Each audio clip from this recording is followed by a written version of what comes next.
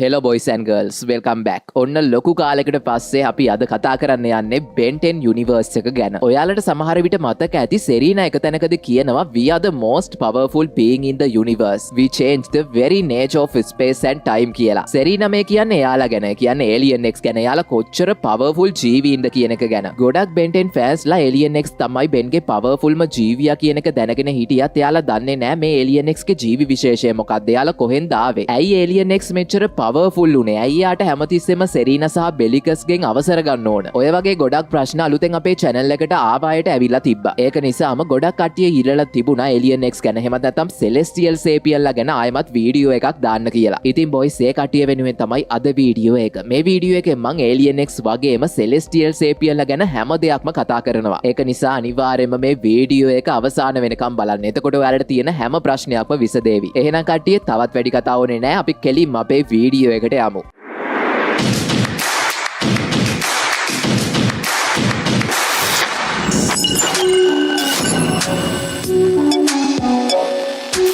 හරි guys, Alien X අයත් වෙන්නේ Celestial Sapiens කියන ජීවි විශේෂයට. මෙයාලට පුළුවන් තමන්ගේ ශරීරය තමන්ට කැමති විදියකට විශාල කරගන්න නැත්නම් පොඩි කරගන්න. ඒක අනන්ත ප්‍රමාණයක් දක්වා වෙන්න පුළුවන්. ඒ වගේම මෙයාලගේ ශරීරය බලා ගන්න පුළුවන් වෙන්නේ කළු පාටින් සහ බොඩි එක වටේට සුදු පාට අවුට්ලයින් එකක් යනවා. ඒ වගේම ලස්සනම දේ තමයි මේ Celestial Sapiens ලගේ ඇඟේ සම්පූර්ණයෙන්ම මේ තරු වගේ පුංචි ඩොට් බලා ගන්න පුළුවන්. ඒ කියන්නේ අපි Celestial Sapiens කෙනෙක් දිහා බැලුවොත් අපි මේ අහස දිහා බලන් ඉන්නවා වගේ මේ විශ්වය දිහා බලන් ඉන්නවා වගේ තමයි අපිට බලා ගන්න පුළුවන් වෙන්නේ. අපිට Alien Force එකේදී Ultimate එකේදී හම්බ වුණ Alien X ගේ ඕක ලොකුවට බලා ගන්න පුළුවන් වෙන්නේ නැහැ. හැබැයි Omniverse එකේදී අපිට ඕක ගොඩක් ලස්සනට බලා ගන්න පුළුවන් වෙනවා. ඔයාලා දන්නවා Alien X ට තියෙන්නේ සාමාන්‍ය පිරිමි මිනිස්සෙක්ගේ වගේ පෙනුමක්. ඉතින් අපේ මේ Alien X කියන්නේ Celestial Sapiens පිරිමි කෙනෙක්. එයාට තියෙන්නේ මනුස්ස පිරිමි කෙනෙක් වගේ පෙනුමක්. ඊට පස්සේ Alien X ලගේ ගෑනු කට්ටියට Celestial Sapiens ගෑනු අයට තියෙන්නේ අපේ පෘථිවියේ ඉන්න ගෑනු කට්ටියට තියෙනවා වගේ shape උන බොඩි එකක්. මේ Celestial Sapiens ලගේ පැවැත්ම මේ විශ්වයේ ඉන්න අනික් හැම ජීවියෙක්ටම වඩා වෙනස්. ඒ හැම ජීවි විශේෂයකම පැවැත්ම ඉක්මවා යනවා. ඒ කියන්නේ මේ Celestial Sapiens ලා ඉපදෙන්නේ ජීවත් වෙන්නේ මැරෙන්නේ මිනිසුන්ට කොහෙත්ම ලං වෙන්න බැරි තැනක. ඊළඟට ගොඩක් අයට ප්‍රශ්නයක් ඇවිත් තිබුණා කොහෙද මේ Celestial Sapiens ලා ඉපදෙන්නේ කියලා. එයාලා ඉපදෙන්නේ Forge of Creation කියන තැන. මේක අපේ විශ්වයෙන් එපිට තියෙන දෙයක් වගේම මෙතන තමයි යුනිවර්ස් එකේ greatestම powers තියෙන්නේ. මේ Forge of Creation කියන place එක තියෙන තැන කිසිම මිනිසෙක්ට තියා කිසිම ජීවියෙක්ටවත් හොයාගන්න බෑ. මේක තියෙන තැන දන්නේ Professor Paradox සහ Celestial Sapiens ළම විතරයි. ඊට අමතරව Map of Infinity එක තියෙන ඕන කෙනෙක්ට මේ තැන හොයාගන්න පුළුවන්. ඔයාලට මේ Map of Infinity එක මතක ඇතිනේ. මේක තියෙන කෙනෙක්ට විතරයි මේ තැන හොයාගන්න පුළුවන් වෙන්නේ. ඉතින් guys අපි දන්න යුනිවර්ස් එකෙන් එපිට තියෙන මෙන්න මේ Forge of Creation කියන තැන තමයි Celestial Sapiens ලා ඉපදෙන්නේ. ඒ වගේම තමයි මේ Celestial Sapiens ලගේ ඔළුව ඇතුලේ personalities දෙකක් තියෙනවා. පළවෙනි එක තමයි Voice of Love and Compassion. ඒ කියන්නේ ආදරය සහ අනුකම්පාවේ හඬ.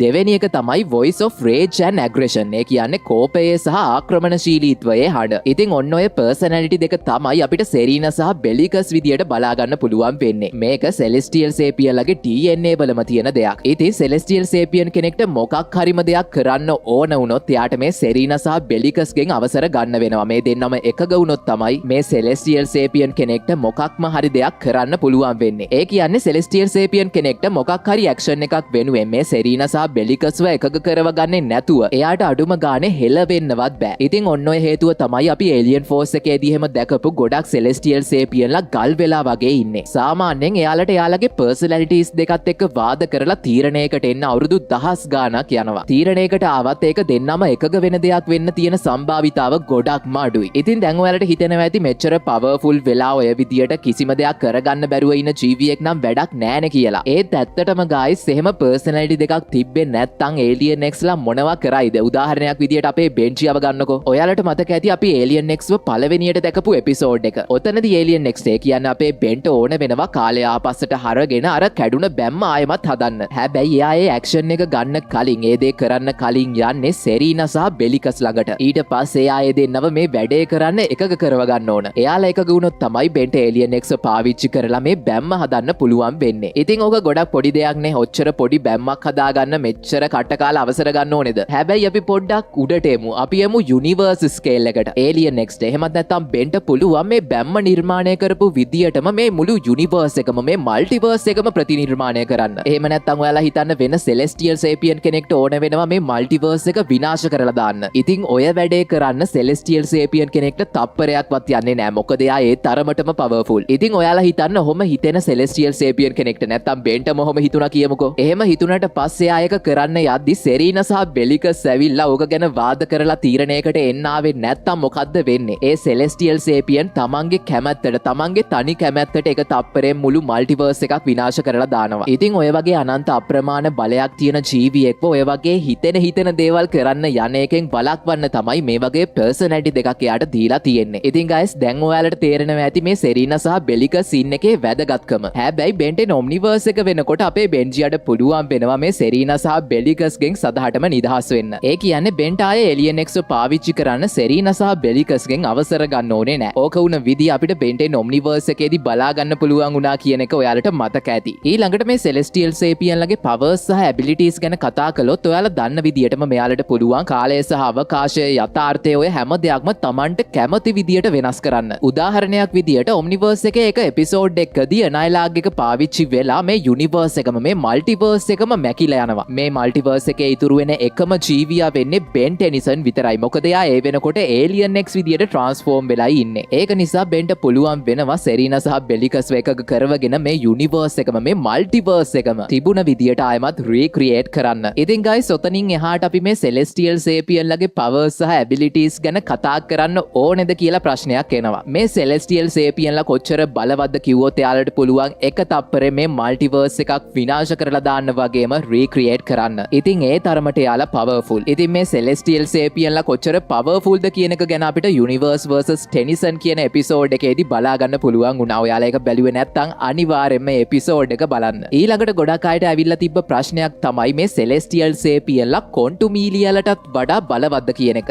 ඉතින් guys ඕකට ඔව් නෑ කියලා කළු සුදු උත්තරයක් අපිට ගන්න පුළුවන් වෙන්නේ නෑ. මොකද කොන්ටුමීලියල තමයි මේ යුනිවර්ස් එක අපේ මල්ටිවර්ස් එක නිර්මාණය කරන්නේ. ඔය සිද්ධිය අපිට නිව් ඩෝන් කියන එපිසෝඩ් එකේදී ලස්සනට බලා ගන්න පුළුවන් වෙනවා. ඒ එපිසෝඩ් එකේදීම ඔයාලට මතක ඇති කොන්ටුමීලියලගේ ෂීල්ඩ් එකක් අපේ බෙන්ජියා සහ ස්කර්ට් එකතු වෙලා Alien X ගේ අත පාවිච්චි කරලා පොඩි පිහියක් වගේ ගැජට් එකක් හදාගෙන සිඳුරු කරා. ඒ වගේම ඔයාලට මතක ඇති අනයිලාග් එක. අනයිලාග් එකත් නිර්මාණය කරන්නේ කොන්ටුමීලියලා. හැබැයි අනයිලාග් එකේ මුළු මල්ටිවර්ස් එකම ඉරේස් වෙලා ගියාට Celestial Sapien ලට කිසිම ප්‍රශ්නයක් සිද්ධ වුණේ නැහැ. ඉතින් ඔය දේවල් දෙකෙන් අපිට හිතා ගන්න පුළුවන් මේ කොන්ටුමීලියලගේ ටෙක්නොලොජි වල තියෙන powers සහ abilities වලට වඩා power එකක් Celestial Sapien ලට තියෙනවා කියලා. ඒ වගේම boys හොඳට මතක තියාගන්න මම මේ කොන්ටුමීලියලගේ ටෙක්නොලොජි එක ගැන කතා කරන්නේ. කොන්ටුමීලියලා ගැන නෙවෙයි. කොහොම වුණත් මම අර කලින් කිව්ව දේවල් දෙක නිසා අපිට අනිවාර්යයෙන්ම හිතා ගන්න පුළුවන් කොන්ටුමීලියා ටෙක්නොලොජි එකට වඩා Celestial Sapien ලා බලවත් කියලා. හැබැයි Celestial Sapien ලා මේ කොන්ටුමීලියලාටත් වඩා බලවත් කියලා කියන්න අපිට කොහෙවත් සාක්ෂියක් නැහැ. ඒ වගේම තමයි කොන්ටුමීලියලා Celestial Sapien ලටත් වඩා බලවත් කියලා කියන්නත් අපිට කොහෙවත් සාක්ෂියක් හම්බ වෙලා නැහැ. ඉතින් එක කට්ටියගේ තියරිස් තමයි ඕකට උත්තරයක් විදියට අපිට බලා ගන්න පුළුවන් වෙන්නේ. තවමත් නිශ්චිත උත්තරයක් ඕකට හම්බ වෙලා නැහැ. හැබැයි guys මං හිතන විදියට කොන්ටුමීලියලා Alien X ට වඩා බලවත් වෙන්න ඕන. මොකද මේ අනයිලාග් එකෙන් මේ යුනිවර්ස් එක හදන වැඩේ කොන්ටුමීලියලාගේ එක්ස්පෙරිමන්ට් එකක්.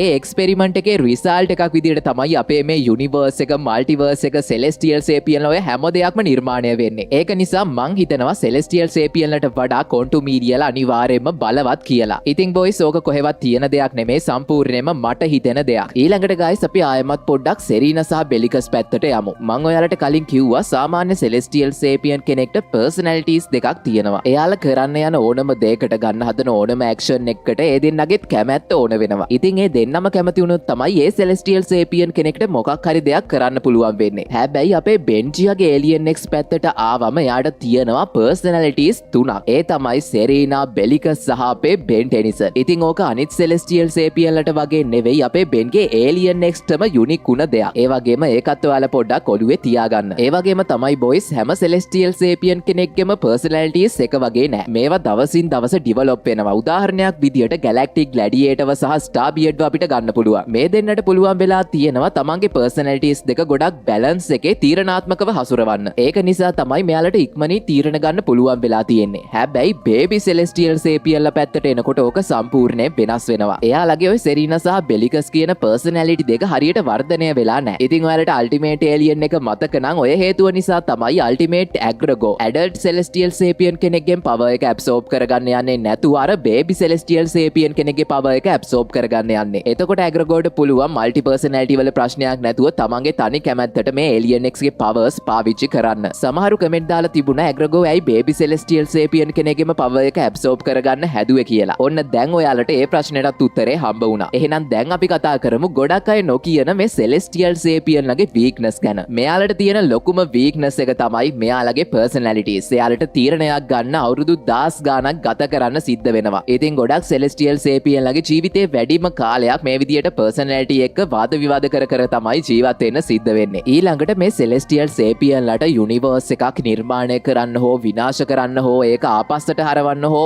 ඕන වුණත් ඒක බලපාන ඒරියා එකක් තියෙනවා. උදාහරණයක් විදියට අනයිලාග් එක පාවිච්චි වෙලා මේ යුනිවර්ස් එක ඉරේස් වෙලා ගියාට පස්සේ ඒලියන් එක්ස්ට බැරි වුණා ඒක රිවර්ස් කරන්න. ඒක නිසා තමයි ඒලියන් එක්ස් මේ යුනිවර්ස් එක ආයමත් රීක්‍රියේට් කළේ. හැබැයි මේ ඒලියන් එක්ස් ගේ පවර්ස් යුනිවර්ස් එකෙන් යුනිවර්ස් එකට වෙනස් වෙනවා. මොකද ඒලියන් එක්ස් ගේ පවර්ස් වෙනත් යුනිවර්ස් එකක තියෙන කොස්මික් ලෝස් වලට පටහැනි වෙන්න පුළුවන්. ඒ වගේම ඒවට වඩා වෙනස් වෙන්න පුළුවන්. ඒක නිසා හැම යුනිවර්ස් එකකම ඒලියන් එක්ස් ගේ පවර්ස් පාවිච්චි කරන්න පුළුවන් වෙයි කියලා සහතික වෙන්න බෑ. මොකද සෙලෙස්ටියල් සේපියන්ලගේ ඉන්ටර්නල් ඇස්ට්‍රොනොමි එක මේ ඉන්න විශ්වයත් එක්ක සමාන වෙන්න ඕන, කම්පැටිබල් වෙන්න ඕන. ඉතින් එහෙම නොවෙන යුනිවර්ස් උත් තියෙන්න පුළුවන්. ඊළඟ වීක්නස් එක තමයි සෙලෙස්ටියල් සේපියන් කෙනෙක් මේ රියැලිටි එකේ කරපු වෙනසක්. ඕනේ නම් එයාගේ ස්පීෂීස් එකේ තවත් ජීවියෙක් වෙන තවත් සෙලෙස්ටියල් සේපියන් කෙනෙක්ට වෙනස් කරන්න හෝ රිවර්ස් කරන්න පුළුවන්. ඊට පස්සේ මැනා. සෙලෙස්ටියල් සේපියන්ලට මේ මැනා කියන දේවල් ඩිරෙක්ට්ලි මැනිපියුලේට් කරන්න බෑ. එයාලට ඒක කරන්න ඕන නම් මුලින්ම රියැලිටි එක වෙනස් කරලා ඊට පස්සේ මැනාවල නේචර් එක වෙනස් කරන්න සිද්ධ වෙනවා. ඊළඟට මැජික් ගැන කතා කළොත් ගොඩක් වෙලාවට සෙලෙස්ටියල් සේපියන්ලගේ කොස්මික් පවර්ස් මැජික් වලට විරුද්ධව වැඩ කරන්නේ නැහැ. ඒ කියන්නේ මැජික් වලට පුළුවන් මේ සෙලෙස්ටියල් සේපියන් පවර්ස් කැන්සල් කරලා දාන්න. ඊළඟට අපි හැමෝම දන්න විදියට ඔස්මෝසියන්ලට පුළුවන් මේ ඒලියන් එක්ස් ලගේ පවර්ස් ඇබ්සෝබ් කරගන්න. ඊට පස්සේ ඩාර්ක් ස්ටාර් වගේ කට්ටියට පුළුවන්. තව ඔම්නිවර්ස් එකෙන් අපිට අලුතෙන් හම්බ වුණා බ්ලැඩඩ් ද මන්ද ගයිස්, මට හරියටම නම මතක නැහැ කොහොමද ප්‍රොනවුන්ස් කරන්න කියලා. කොහොම හරි ඒ ජීවියට පුළුවන් මේ සෙලෙස්ටියල් සේපියන්ලගේ ලයිෆ් ෆෝස් එක ඩ්‍රේන් කරලා දාන්න. ඉවර නෑ ගයිස්, තව තියෙනවා මේ නෙමියුනා කියන ඒලියන්ගේ ඩස්ට් සමහර වෙලාවට සෙලෙස්ටියල් සේපියන්ලට බලපාන්න පුළුවන්. ඒ වගේම සමහර වෙලාවට සෙලෙස්ටියල් සේපියන්ලගේ පර්සනැලිටිස් මේ ටොයි පිග්ගේ මූණටත් බය වෙන්න පුළුවන්. හරි බොයිස් ඇන්ඩ් ගර්ල්ස්, ඉතින් ඔන්න ඕක තමයි අද වීඩියෝ එක. මම කතා කළා මේ සෙලෙස්ටියල් සේපියන්ලා කොහෙද ඉපදෙන්නේ, මෙයාලගේ පවර්ස් සහ ඇබිලිටිස්, ඊට පස්සේ ෆෝර්ජ් ඔෆ් ක්‍රියේෂන් ගැන, සෙලෙස්ටියල් සේපියන්ලාගේ වීක්නස් ගැන, ඊට පස්සේ කොන්ටුමීඩියල කට්ටිය ගැන. ඉතින් මං හිතනවා මං හැම දෙයක් ගැනම කතා කරා ඇති කියලා. මට මොනවා හරි මගෑරුණා නම් මොනවා හරි වැරදුනා නම් අනිවාර්යයෙන්ම කමෙන්ට් එකක් දාගෙන යන්න. එහෙනම් ගයිස් මං හිතනවා ඔයාලා මේ වීඩියෝ එකෙන් විනෝද වුණා ඇති කියලා. එහෙනම් අපි මේ වගේම තවත් වීඩියෝ එකකින් ඉක්මනට හම්බ වෙමු. එතකල් පරිස්සමට ඉන්න. ජය වේවා.